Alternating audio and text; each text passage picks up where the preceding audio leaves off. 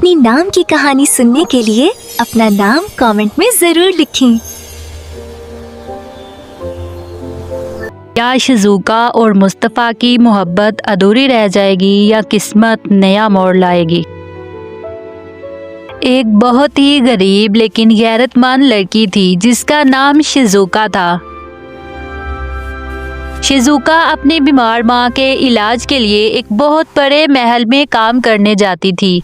इस महल की मालकन एक बहुत ही संग दिल औरत थी जिसे सब बड़ी बेगम कहते थे, जो हकीकत में मुस्तफ़ा की खाला थी। शहजादा मुस्तफ़ा की अपनी माँ का इंतकाल बचपन में हो गया और इसकी खाला ने ही इसे पाला था, लेकिन वो इसे सिर्फ अपनी दौलत का वारिस समझती थी। एक दिन शिज़ुका महल के बाग में सफाई कर रही थी कि इसकी नज़र एक नायाब नीले हीरे पर पड़ी जो घास में गिरा हुआ था। वो हीरा बड़ी बेगम का था। शिज़ुका ने वो हीरा उठाया और ईमानदारी से बड़ी बेगम को वापस कर दिया। बड़ी बेगम ने शुक्रिया अदा करने के बजाय उल्टा शिज़ुका पर चोरी का इल्ज़ाम लगा दिया कि उसने हीरा चुराने की कोशिश की थी।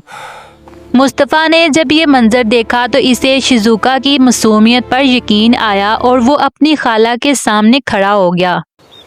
इस लड़की ने हीरा वापस किया है। अगर ये चोर होती तो कभी सामने न लाती।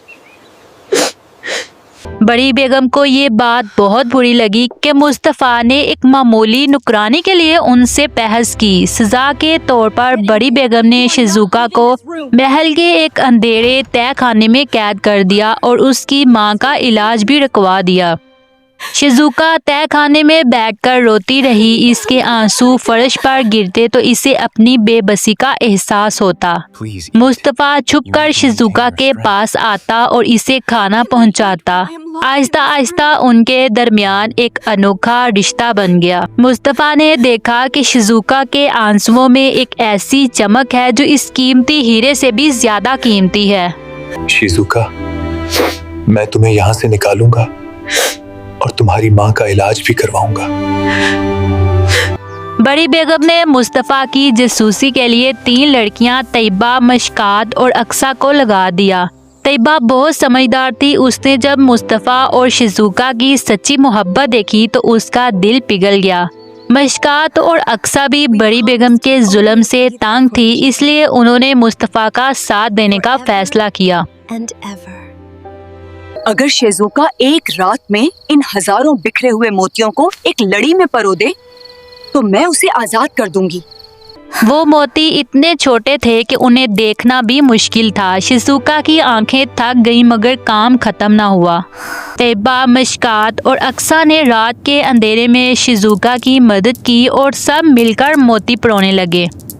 शहजादा मुस्तफ़ा बाहर पहरा देता रहा ताकि इसकी खाला को पता न चल सके। सुबह जब बड़ी बेगम ने मोतियों की लड़ी देखी तो वो हैरान रह गईं, लेकिन उनका दिल फिर भी ना पिघला। उन्होंने शिज़ुका को एक खतरनाक सफर पर भेजने का फैसला किया ताकि वो कभी वापस न आ सके। तुम्हें दूर दराज के शहर जाकर मेरा वो कीमती हीरा वापस लाना होगा जो बरसों पहले खो गया था। मैं जानता हूँ ये रास्ता डाकुओं से भरा हुआ है। मुझे शिज़ुका के पीछे जाना होगा। रास्ते में शिज़ुका को बहुत सी मुश्किलात का सामना करना पड़ा। उसके पाँव में छाले पड़ गए और वो थक कर गिर गई। मुस्तफ़ा ने एक अनजान मुसाफिर बनकर उसकी मदद की और उसे हिम्मत दिलाई।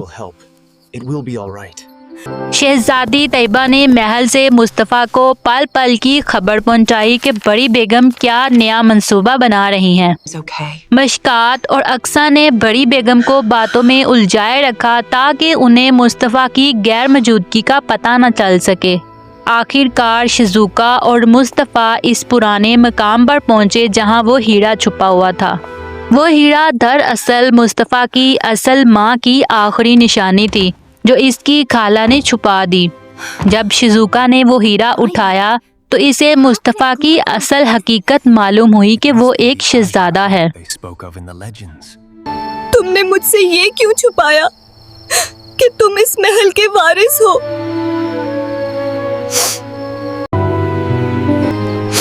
मैं चाहता था कि तुम मुझसे नहीं बल्कि एक इंसान से मोहब्बत करो।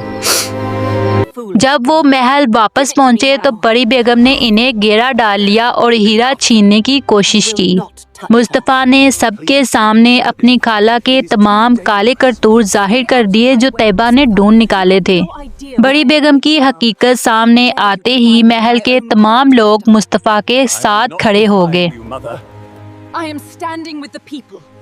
بڑی بیگم کو محل سے نکال دیا گیا اور انہیں ان کے کیے کی سزا ملی۔ شہزادہ مصطفیٰ نے شیزوکا کی ماں کا بہترین علاج کروایا اور انہیں محل میں رہنے کی جگہ دی۔ شیزوکا اب ایک نوکرانی نہیں بلکہ محل کی سب سے معزز فرد بن چکی تھی۔ میں تم سے شادی کرنا چاہتا ہوں۔